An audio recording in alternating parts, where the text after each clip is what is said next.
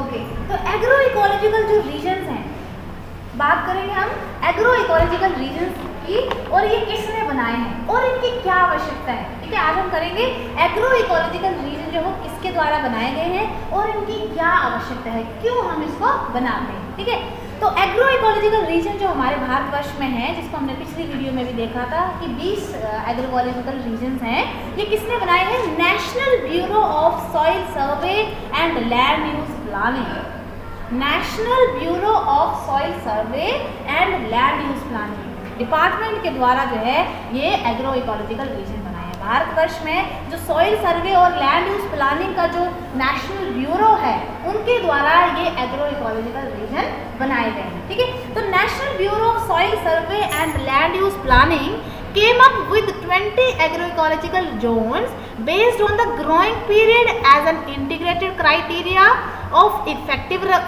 rainfall। ठीक है, हमने इन्होंने, ठीक है, नेशनल ब्यूरो ऑफ सॉइल सर्वे और लैंड यूज प्लानिंग ने जब एग्रीकोलॉजिकल रीजन बनाए तो क्या देखा कि एक जैसा ग्रोइंग पीरियड हो, मतलब फसलों के उगने का एक जैसा समय हो, जैसे 3 महीने की फसल वाला एक अलग पीरियड होगा, 6 महीने की अलग होगा, इस तरीके से ग्रोइंग पीरियड एक जैसा रखा। ठीक है, देन इसके साथ साथ रेनफॉल, इफेक्टिव रेनफॉल, है ना, कि पूरे एरिया में एक जैसी रेनफॉल हो रही है।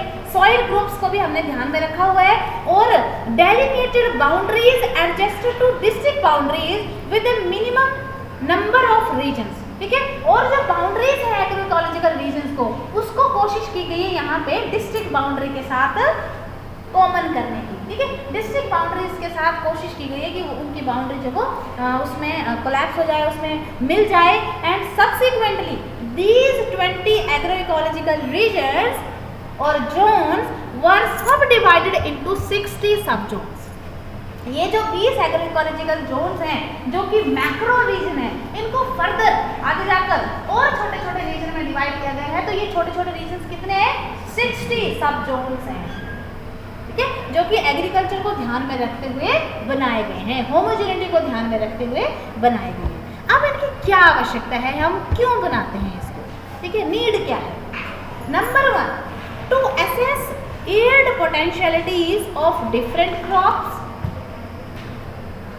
And crop combination in agro ecological zones. ठीक है, ताकि हम डिफरेंट क्रॉप्स की जो रियल पोटेंशियलिटी है कि कितनी उत्पादकता हो सकती है उस पर्टिकुलर एरिया में, उसको प्राप्त कर सके, उसका मूल्यांकन कर सके कि कितनी उस क्षेत्र में उस पर्टिकुलर क्रॉप की जो उत्पादकता हो सकती है। ठीक है, उसको एसेस करने के लिए हमने जो है ये एग्रीकोलॉजिकल रीजन बनाए हैं। दूसरा, to formulate future plans of action involving crop diversification. ठीक है, हमने फ्यूचर प्लान ऑफ एक्शन को क्या किया है? क्रॉप डाइवर्सिफिकेशन के साथ जो फिक्स किया है। मींस क्रॉप डाइवर्सिफिकेशन बहुत जरूरी होता है। अगर हम एक जैसी फसलें करेंगे तो एक जैसे तत्व जो है भूमि में रहते हैं और एक जैसे तत्व खत्म हो जाते हैं अगर सेम क्रॉप हम करते जाते हैं। लेकिन अगर क्रॉप्स भी वो डाइवर्सिफाइड होंगी, जैसे एक बार एक क्रॉप उगाई, फिर हमने दूसरी क्रॉप उगाई, फिर हमने तीसरी क्रॉप उगाई, और फिर से हमने पहली वाली क्रॉप जो वो उगा ली, तो उससे क्या होता है? पौधों में और जो फसल होती है वो भी अच्छी निकलती है, और जमीन के अंदर जो पौष्टिक तत्व होते हैं जो पौधों के विकास के लिए जरूरी होते हैं वो भी रोटेट होते रहते हैं और हमारी भूमि उपजाऊ बनी रहती है। ठीक है, तो इस तरीके से क्रॉप डाइवर्सिफिकेशन को भी ध्यान में रखते हुए उसको भी योजनाओं में शामिल करने के लिए हमने ये एग्रो इकोलॉजिकल रीजन्स बनाए। Number 3, to disseminate agriculture research and agro technology to other homogeneous areas. ठीक है, एग्रीकल्चर रिसर्च और एग्रो टेक्नोलॉजी को हमने बिल्कुल जो है अलग कर दिया है अदर होमोजेनियस एरियाज के साथ। ठीक है, यहाँ पे स्पेसिफिकली हमने बिल्कुल ध्यान दिया है किसके ऊपर? एग्रीकल्चर रिसर्च, ताकि हमारी अच्छे से एग्रीकल्चर रिसर्च हो, उसको ध्यान में रखते हुए हमने ये एग्रो इकोलॉजिकल रीजन बनाए हैं। और एग्रीकल्चर से संबंधित जो टेक्नोलॉजी है उसको किस तरीके से इम्प्लीमेंट किया जाए वहाँ की प्रोडक्शन को बेहतर करने के लिए, इस चीज़ को ध्यान में रखते हुए भी एग्रो इकोलॉजिकल रीजन जो है वो बनाए गए हैं।